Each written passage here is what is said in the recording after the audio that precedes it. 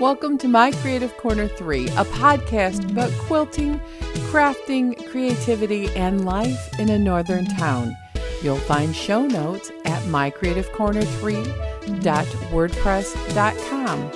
You can leave a comment, you can sign up for my patron site, you can purchase a virtual cup of coffee, or even sign up for the newsletter. Come back weekly and we'll chat. My name is Vicki, and welcome to the podcast.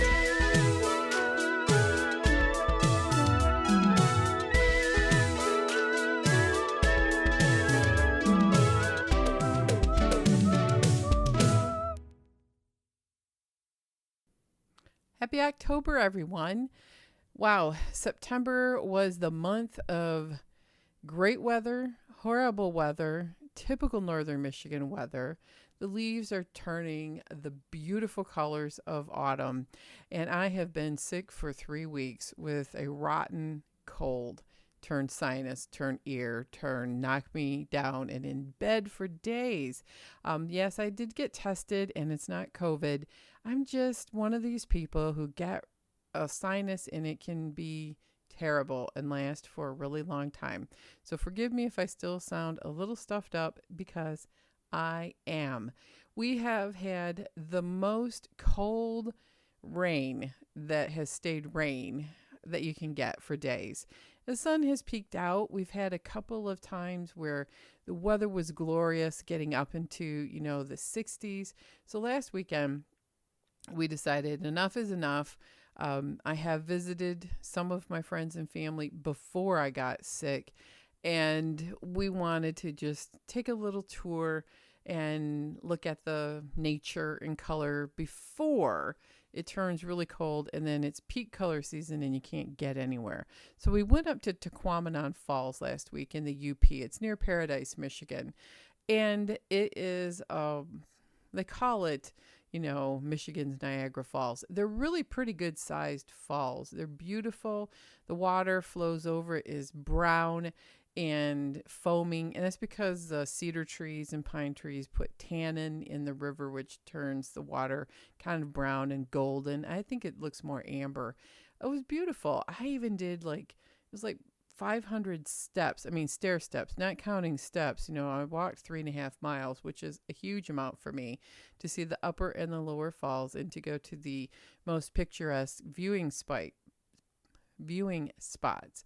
So I've done a couple of YouTube videos about water because I was so sick. I did not want to have to talk, and I did not want to have to put my swollen face on video. I looked terrible because I was so sick. But after that trip to Niagara Falls, within 48 hours, I had a fever and the sinus turned worse, got new meds, went to the doctor, did all the things. So I'm on the mend. But that trip to Quamanon was a really fun time. We had a great time, my husband and I. And we didn't eat in the UP because it was super crowded. We took snacks. We are only 2.5 hours from there to home. So it was a nice, beautiful weather, beautiful day trip. I did do a little video about a little creek near my house, and it's a very, very, very beautiful little park near a busy road.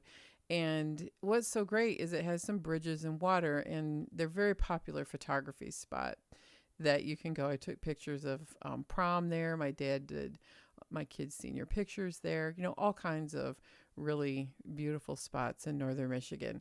So it was a great way for me to video it in beautiful weather. And we have had so much water, so much rain over the last several months, and even a lot of winter melt off, that the Great Lakes and the rivers are at their highest they have been in 100 years. So when you look at these rivers, and I looked at Niagara Falls, I was like, wow, that's a lot of water. I've never seen so much water going through the waterways.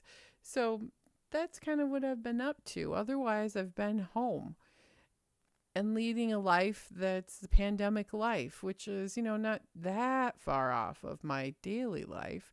But, I'm seeing less people, not going places.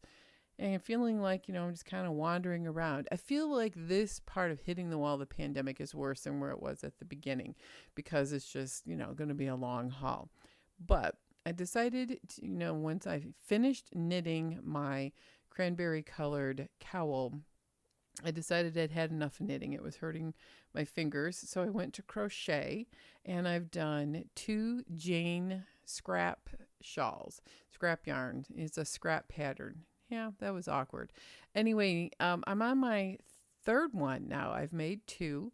I like the pattern, is very zen. When I ran out of yarn, I didn't want to do another scrap one because I had done one and I was waiting for the new yarn to come in. I ordered some yarn from Lion brand called Re-Up. It's cotton, and it's recycled yarn from cotton fibers, and it's really beautiful. I got variegated teal and greens. I love the colors, and I love how it looks. It's not exceptionally soft, but I like to wear cotton a lot, so I'm wondering if it'll soften up a little bit when I wash it. The other one was an acrylic 2 mandala from Bernat. It's a mandala yarn in blue colorways and blues and grays. And then the first one was scrap. I still have scrap yarns, and I'm going to do another scrap shawl. I have a ridiculous thought that I might be able to get 10 of these done by Christmas, and I like doing it, and they go fast. They are more enjoyable than doing granny squares. So that was the other project when I was in between yarn, because I kept saying, oh, your yarn's going to be here tomorrow from Joann's. No, yarn's going to be here tomorrow. No, it took a lot longer than I thought it would, but that's okay. Mail during the pandemic is unreliable. So I'm going to do, this granny squares in between. I have light pink, dark pink, and purple, and they're a small granny square that I just keep. I started this a few years ago, then put it up, and I got it back out. And I thought, no, I'm going to keep the pinks, purples to this granny square. And I did enough over several days. I think I'm at 30 or 35, something like that. I don't know how big of a little blanket I want to make with it. I have really no destination in mind for it. Sometimes it's just fun making granny squares. And sometimes it's just fun doing linen stitch on shawls. It's really mindless and zen. And that's what I've been looking for. Something I can do while I've been sick that doesn't take 1,000 watts of brain power. You know what I'm saying? That I can be a little dim and sick and still be able to get some things done. I have been quilting. I've been working on the long arm quite a bit. I have a couple of deadlined quilts that were finished, and one big queen. And then I had a sister's choice that a friend of mine did. And now I've loaded another big queen on. And it's a really neat one because it's all scraps. Minky, sparkly, Christmas, every holiday, everything is represented. Some even say like 2000, like they were New Year's party fabric. But it's the fearless combination of color. And it's an X with a teeny tiny square in the middle. And I really like this. It's super scrappy. There's no borders, nothing. Just these little, probably 5-inch X blocks all smashed together in some semblance of color organization. The values are pretty even, but every once in a while you'll hit a pocket of really deep saturated colors and then lighter. It's fantastic. You can see a few sneak peeks on my Instagram, which is Vicki L. Holloway Quilting. And it's just fun. I'm doing an all over swirl pattern, and it's quilting up really, really, really nicely. And I couldn't be happier. Then I have a t-shirt quilt, that I have put that on the back burner. Not when I'm sick. I'm not sewing that. I've also made arrangements for, delivering a quilt that I've done for a family member, and that'll be part of, hopefully I'll be well enough to make a little trip and visit some friends and just get out of the house. And then I think, I think it's going to slow down a little bit, so I'm going to work on some of my quilts. I'm not piecing anything right now. I think this weekend, and today I'm going to sort through my fabric, is I'm going to do an orphan black quilt or two or three. I have a lot of orphan blacks, and I've been saying forever I need to do something with them. And Quilting Jet Girl has what she calls a circle quilt that's specifically designed for like orphan blocks. And the tutorial looks super easy. It'll make a good size quilt. It should go together relatively quick and easy. So I need to go through my blocks today and some background fabrics and just kind of look at what would go together aesthetically, making this really modern looking quilt. I'm not sure if I'm going to leave the center all blank like she did. I may stick another quilt block in there. We'll see how it goes. But that's my goal for the weekend, is to do a little sewing, because I haven't done any sewing in several weeks, and I've been quilting on the long arm. So that's my goal, my next sewing goal. I have a lot of ideas of things that I'd like to make, but I'm really too sick to even start them. Still not feeling the greatest. And I'm like, I got so many quilts of my own I need to catch up on.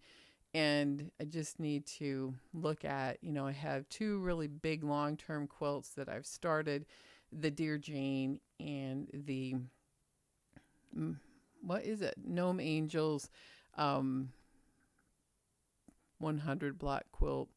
Anyway, I've talked about it before. Those I need to get back out and work on them. So that's just kind of what I've been up to.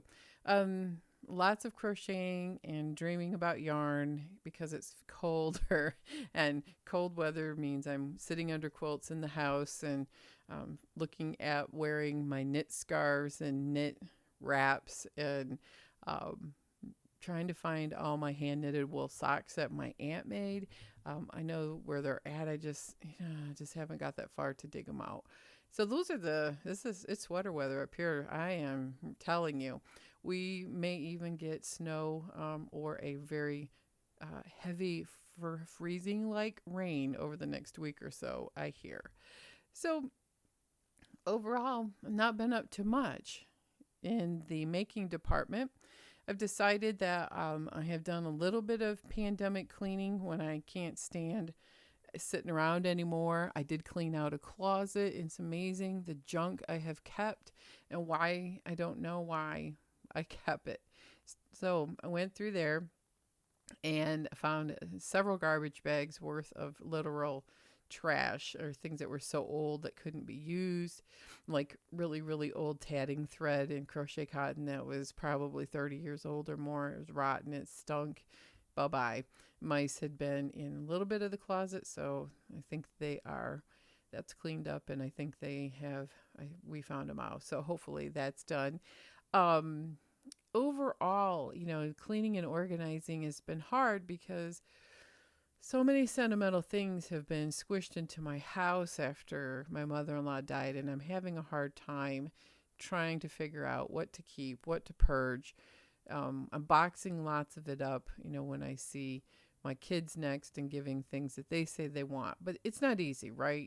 These are things that are really, really difficult, and I'm like, when am I going to have the time to do this again? So sorting through stuff and trying to streamline things, and you don't really see it, right? It gets worse before it gets better in that, and I'm kind of like, but it makes me feel better. And my husband gets laughing because we watch The Holderness Family is a YouTube channel, and they do real cute videos, family videos. And the wife, she's the mom, has pandemic organizing.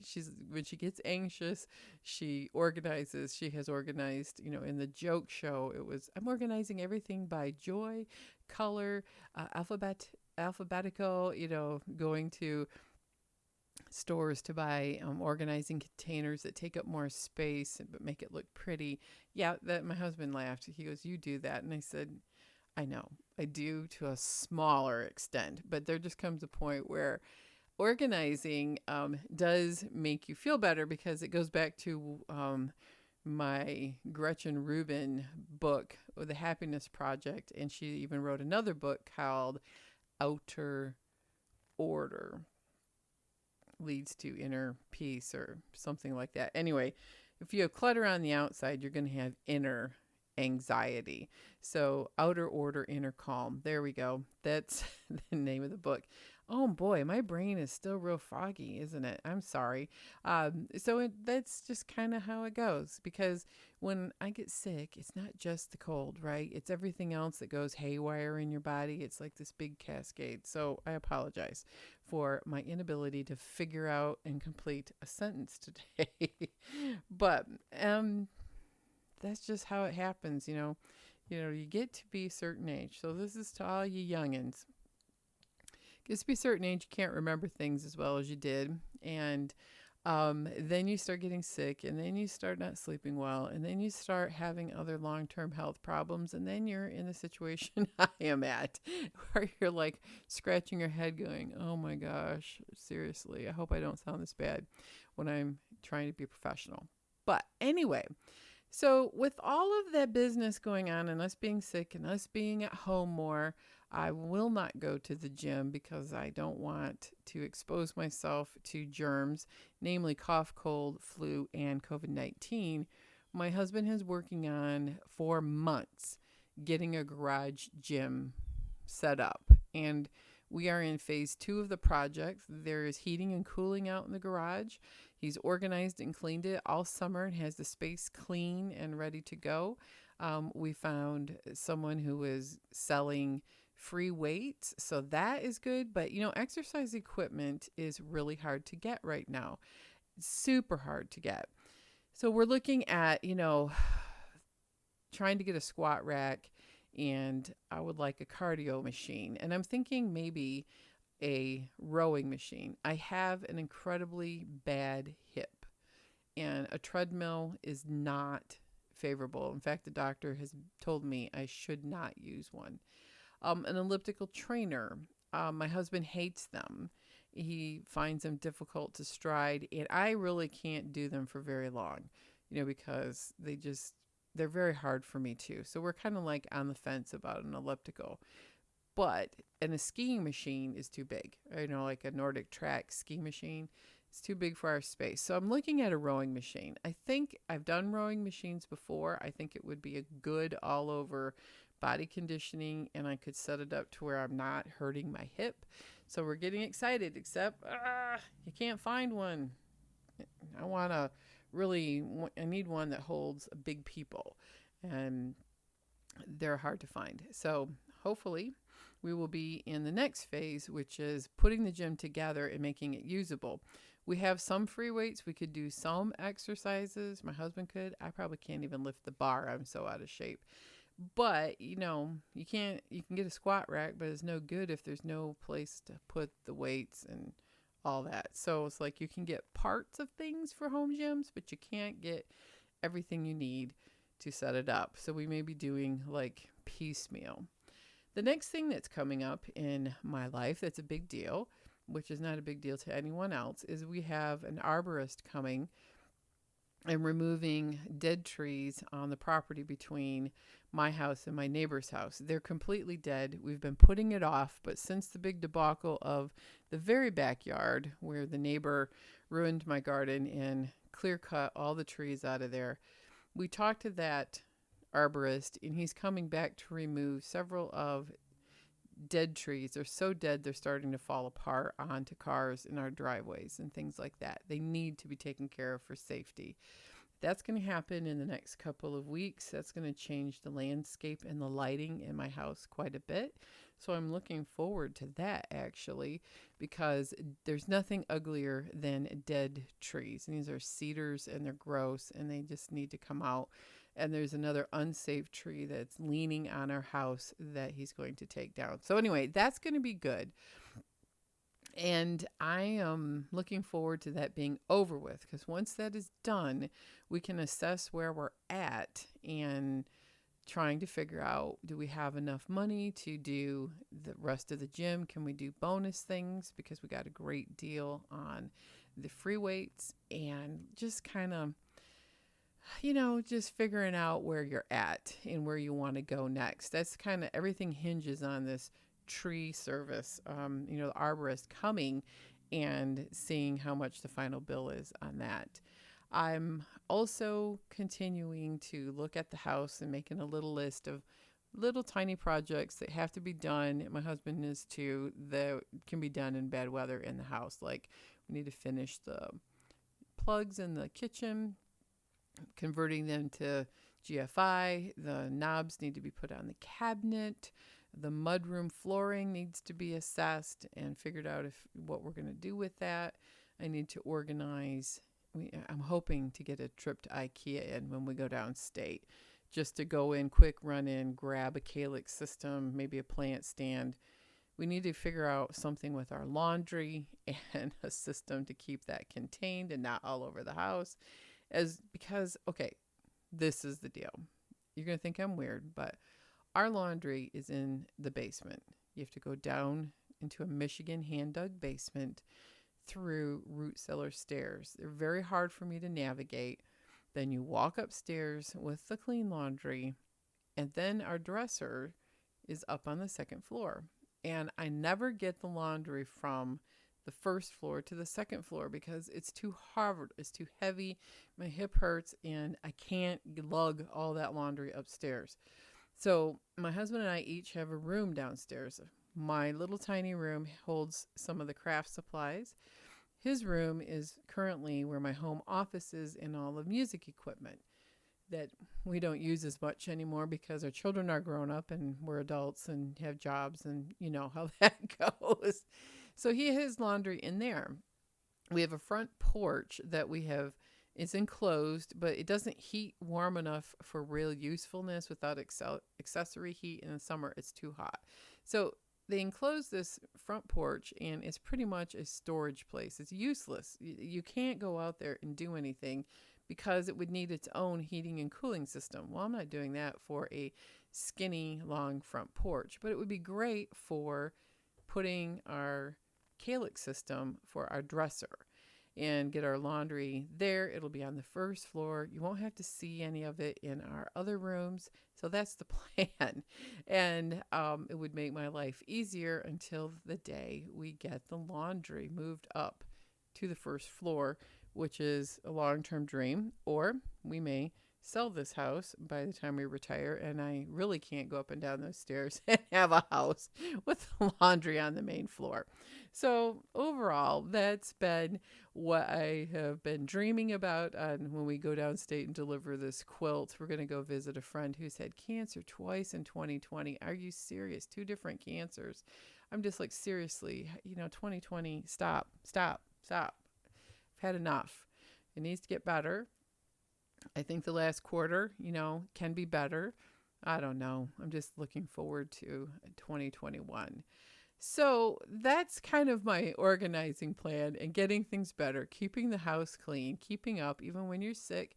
If you start doing some sort of system, which I do a hybrid clutterbug, fly lady, and a slob comes clean system. I've adapted all of that with a little Gretchen Rubin on the side, and I come up with the Vicki Holloway system of keeping the house going. And then when you're sick, you can just do the bare necessities with every once in a while getting a wild idea in your head on what needs to be done, and in the house pretty much keeps itself clean. So that's just kind of where I've been at and looking at, the winter's coming and I want to get a couple more things done. Then I have to go, what have I been doing with the rest of my time? Well, watching a lot of terrible TV, just like a lot of us. I mean, it's terrible. I don't like soap operas. I don't like mushy shows. I don't like a lot of long movies. I like doing things in short spurts. My ADHD brain, it's really hard for me to settle down and watch a movie at home. It really is. So, you may be surprised. I do like Lord of the Rings movies. Took me years to watch them, but I like them, and the Harry Potter series. But I like them playing in the background while I'm doing something else because it's so hard to sit there for so long and pay attention. Same with football games. I love them, but I'm usually doing something else. So I've been crocheting and watching murder mysteries. I love murder mysteries. Unfortunately, these are real murders. Like Netflix has a lot of things on there right now. It's October, so there's lots of like murder stuff. But I've been watching the Forensic Files, watched the Unsolved Mysteries. I have watched, oh my gosh, I'm going to have to look it up. Watched a documentary called Evil Genius on Netflix, which is 5 hours, and it's pretty horrible if you have a queasy stomach about things. They show some stuff, but it's not terribly gory, but it's just a sickening show if you are not into murder stuff. But I've always been into Agatha Christie and all kinds of solving things. In fact, at one time I wanted to go into forensic science till I realized that I'm probably a little too squeamish for that. But I enjoy trying to sort through the details and figure out the mystery. So this was, if you don't remember, Evil Genius is about a mystery that happened in the early 2000s about a pizza man who robbed a bank and had a collar around his neck that was a bomb. I'm not going to go into any more details about it because it'll be a spoiler, but I found that fascinating. The whole thing had twists and turns, and it's kind of what I say in my business is that you can't make this crap up. It's so bizarre that it has to be real. Nobody could think of this for even a fiction novel. So I enjoyed that. I have watched the Ted Bundy documentary. I'm into documentaries, not the movie. That was horrifying, but I was able to get all the facts that always nagged me in the back of my mind from, when you live through the time, you only get bits and pieces through the news, and then you kind of question, is this just speculation? What happened? What's the truth? So I've really gotten into that, and I've listened to a few, but not a lot because the podcast is very, very long, is My Favorite Murder and Murders, plural. And I hear that they just wrote a book, so I may try to get their audio book and listen to it, because I do better with audiobooks, because I'm trying to multitask. But I'm really into that, and you have to be careful because if you watch too much murder shows, you can kind of get jaded, just kind of, I'm just warning you, but I really like them. Now, something else that we have watched that is so sweet, but it's only on Curiosity Stream. Curiosity Stream is a documentary and science streaming service. It's super cheap. It was like $15 or maybe less a year, maybe 12 when we signed up for it. And it has all kinds of great documentaries, things that you would watch when actual science channels had science shows, the science of space, the earth sciences, animals, places, architecture, art, all kinds of great documentaries. But the one that was a little bit longer documentary, and I absolutely loved it, was about a man from my hometown in Gaylord, Michigan. He grew up here, and his name is Claude Shannon. And I heard the name Claude Shannon when I was growing up, and I knew that he was very important in coming up with theoretical ideas on information systems and the early days of computers, and had something to do with serving our country during the World War II. And I didn't know all of what he did. And this was a documentary where actors acted out roles of an interview of Claude Shannon, and he told his story through flashbacks of fact with interviews of real people who knew him, pictures of my hometown from the early 1900s, which I have a lot of pictures from early 1900s because my dad has a massive collection of black and white photos taken at that time. And it was sweet, it was endearing, it was amazing, and I learned so much about what his thoughts and ideas are. And basically the final punch in the show is, if you enjoy everything about modern living, including cell phones, text messages, email, all of the beautiful things that we take, technology as our everyday life, artificial intelligence even, all started with ideas from Claude Shannon. We have a little park downtown with a bronze statue with him there, and I go there occasionally, and I've taken pictures there, and I've read about Claude Shannon, but I didn't quite understand what his theories were. This gets into that a little bit more, and now I have a better system ideas on what his information systems theory was. So if you have curiosity strength, it's worth the inexpensive amount of money it is, and there's some really good ones. And this week we watched Claude Shannon, his biography. I think it's called Bits and Pieces. Super, super documentary. I've also been watching, some stuff, leading up to Halloween.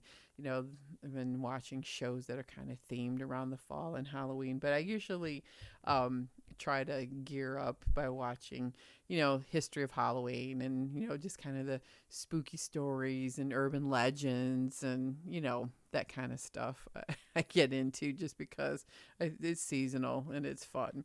So that pretty much wraps what I have been up to over the last 3 weeks. A little bit here and there. I've been off social media more.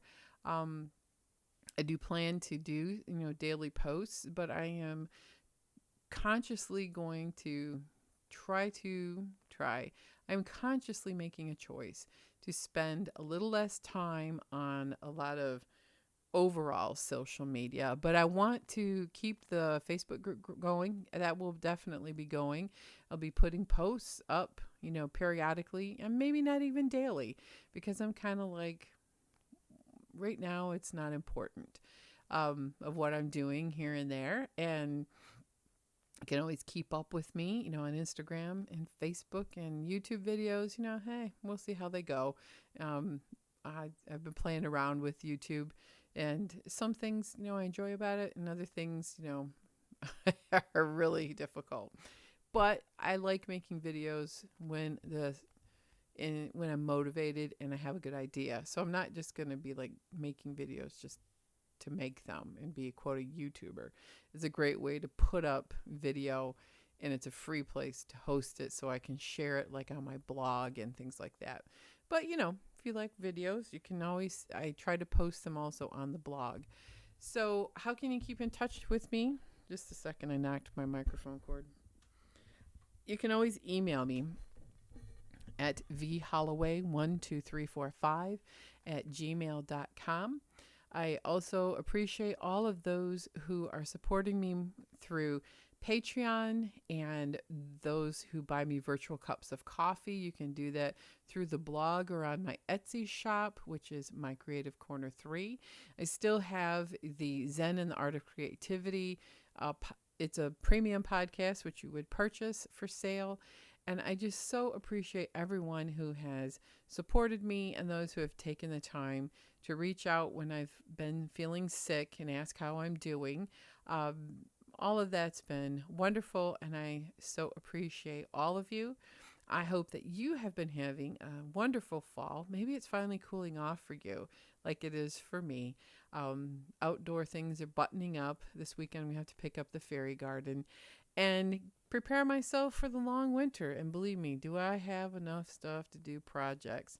Going to start pulling out my orphan blocks here shortly, and start figuring out what kinds of things I'd like to do next. If you are doing some really cool things, or if you're into crochet, I'm getting more into it, let me know. Show me some podcasts, or let me know of some YouTube channels, things like that. I've been exploring that. Crochet stuff is not as prevalent as knitting things, but I really am currently obsessed with crocheting. Everyone have a most wonderful week, and I want to say that pumpkin spice is in the air.